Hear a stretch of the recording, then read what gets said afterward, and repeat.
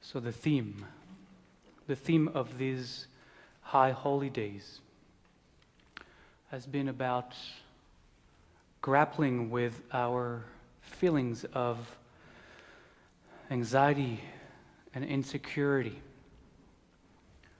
confronted with a most challenging time in a most challenging world. 18 days ago, it's hard to believe, but 18 days ago, when we met for the first time on Slichot night, we began trying to be really clear on what it is, what events, what is happening on the outside that trigger within us these challenging feelings that we are all feeling. And we started to kind of make lists of what it is we were seeing, what it is we were reacting to. And I'm sure you can make your own list. I'm not going to go through the list we made.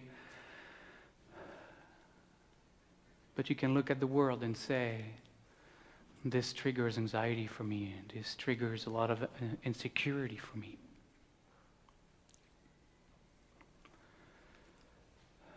What we found was, as we were reviewing this list, is that our anxieties, our insecurities are not because there's something wrong with us. The opposite is true. It's because we care so much. We care about our planet and its ecosystem that is rapidly falling apart. We care about peace. We care about ending conflict in the world. We care about ending racism in our nation. We care about ending gun violence in our schools, our universities, our streets. And because we care, we feel anxious. Because we care, we feel somewhat insecure in this day and age. So this wasn't about beating ourselves up. There's other places when we can do that. This was not one of them.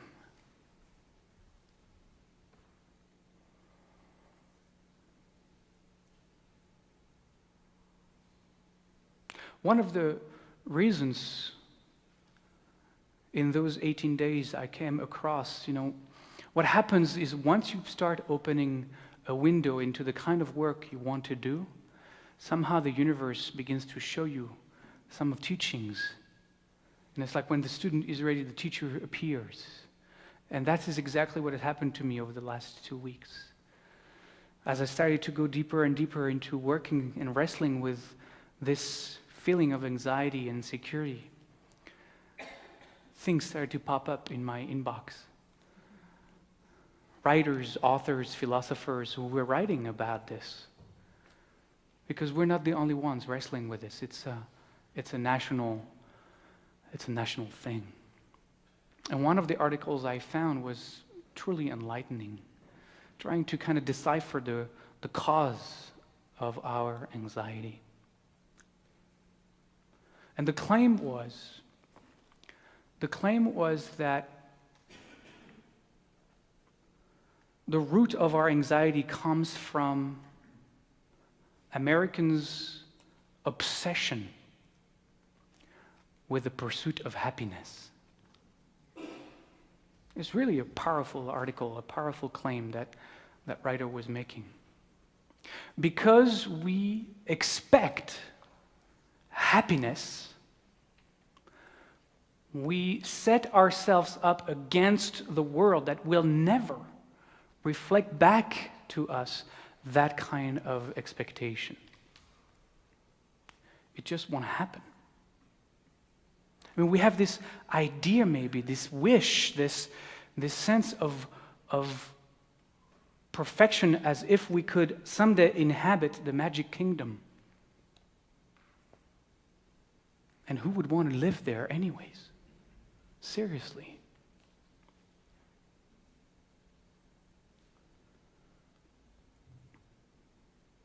And what happens is, That not only these expectations cannot be met, but we beat ourselves up because we think that we should be, and the word should here is important, that we should be happier than we are. Not only we should be happier than we are, but look around. I mean, all these people seem much more happy than I am. So I want what they have, at least what I think they have. And that brings up a lot of anxiety. In fact, we live in a society, we live in a capitalistic framework that preys on that conditioning towards happiness. Every commercial tells us that we are, in fact, not as happy as we could be. We're not as happy. You are not as happy as you could be, and you could be much happier if only you bought this. And until you're going to buy this, you're going to remain unhappy. And so we are conditioned to be in that state of expectancy that we should be happy. And that drives, in big part, our anxiety and our insecurity. Now, the other thing that we realized was that the other side of that coin was that there's also an expectation in us that we work day in and day out for a better future. I mean, this is one of our prime motivations. The work we do, why we get up in the morning is so that we can live a better world for the next generation. And the anxiety comes from the fact that we look at the world and we are doubting, sincerely doubting, that this might even be possible. And that's huge. That psychologically, that is a tremendously difficult place to be in. When we begin to look at it at a deeper level, over the days between Slichot and then Rosh Hashanah, we actually found out and realized that what really keeps us in that feeling of anxiety and insecurity is our expectation that we should be living a life that is anxiety-free and completely secure. Our very expectations that our life should be thus is the root cause of our feeling this way. It's a real amazing paradox. But spirituality often brings up those kind of paradox right in front of our face. And so in order for us to resolve this conundrum, to resolve this paradox in which we live, the radical path to take is, in fact, to no longer resist these feelings, to no longer wish them away, to no longer wish they could disappear and we could live anxiety-free, but in fact to embrace them, to acknowledge them, and to embrace them. And the truth is that there has never been, in the history of mankind, in the history of humanity, any time in any generation that any one of us was ever living a life that was anxiety-free and completely secure. Yet somehow we have these expectations of ourselves.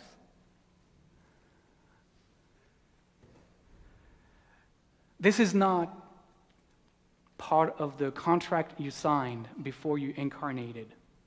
You may not have paid attention. There was a footnote in small print at the bottom of the page when you said, yeah, I want to do that. That sounds fun. And there it was written, oh, by the way, if you enter a dualistic, conditioned existence, there's going to be pain, there's going to be suffering, you're going to feel anxiety and insecurity. Okay, so sign here. I mean, this is part of human nature. This is part of the deal. And resisting it, wishing it wasn't the case, only reinforces it. So our job was to step into that paradox and to say yes, to say amen, to say it is so. It is so. And then was Rosh Hashanah. And on Rosh Hashanah, I thought we did enough theory. It was time to share in practice. And the practice I shared was the practice of Jewish meditation called hitbonenut, which would be translated in our days as mindfulness meditation. And what mindfulness meditation does, what hitbonenut does for us, is that it creates a little space. It creates a little distance between ourself with a capital S and the content of our experience, be it emotions, sensations, desires, thoughts. These emotions, call them anxiety, call them insecurity, still arise as part of the content of our experience, yet we can claim a little separation from them, watch them arise in awareness, and no longer collapse into them. They arise, they stay with us for a while, eventually they disappear. They arise again at some other point, they stay with us for a little while, and then they disappear. And we have gained freedom from them. They no longer own us. We no longer have to follow them into those feelings of dread and emotional turmoil. We can be free from their enslaving us. We can be free from reactivity. What we gain is awareness. What we gain is equanimity in the face of our emotional experience. And if you follow that path all the way to its end, which in fact it has none, but if you follow that path all the way to its end, what you will find, what you will awaken to, is that at the deepest level, the root cause, the true root cause of our feeling of anxiety and insecurity comes from this sense of separateness that we have. This sense of being a separate self in the midst of an ever-changing universe.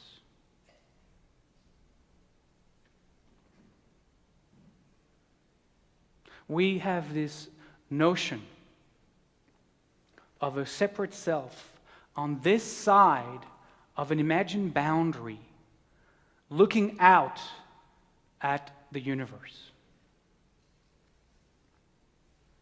And that false self, that separate sense of self, is at the same time at the center of the universe, at least that's how we see it, and completely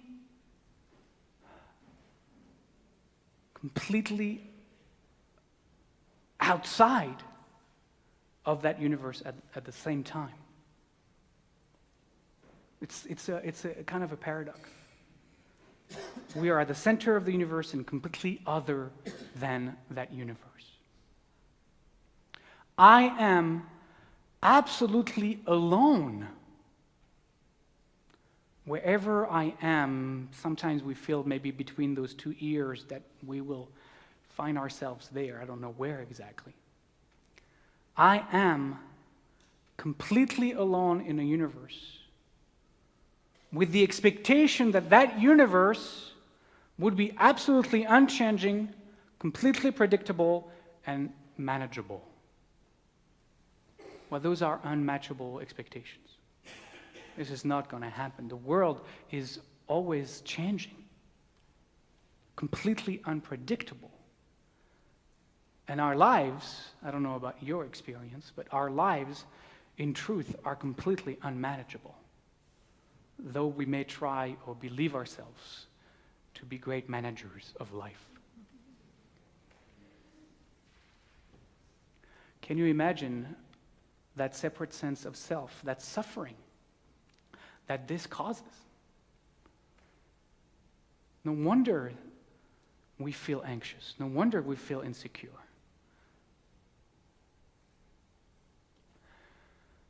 Which brings us to Yom Kippur. 18-day journey. Yom Kippur is the Jewish practice of dying. And one of its name is actually the Day of Death.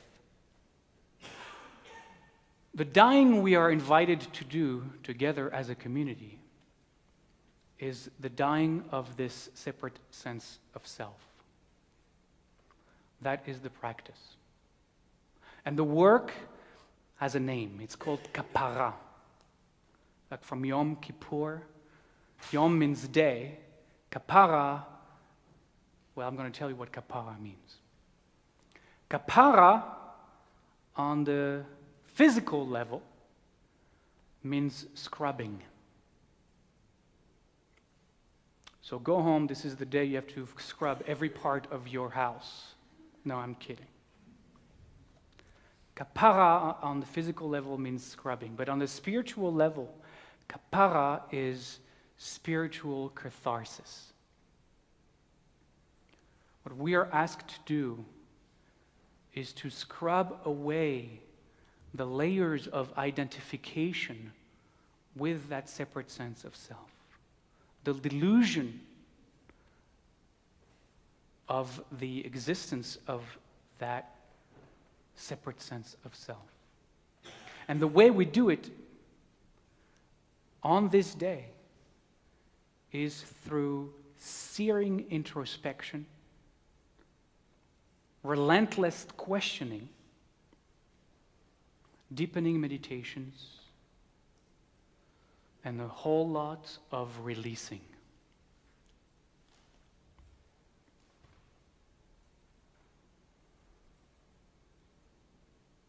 What we find on the other side of this work is our awakening to the oneness that we are, to the divine being that you have always been, to the one that you were before you were born, to the one that you will be far beyond your discarding this shell of a body, the one that you were before Abraham was born, the one that you have always been, the one that we have masked, that we have hidden underneath the cloak of that separate sense of self that took over our consciousness.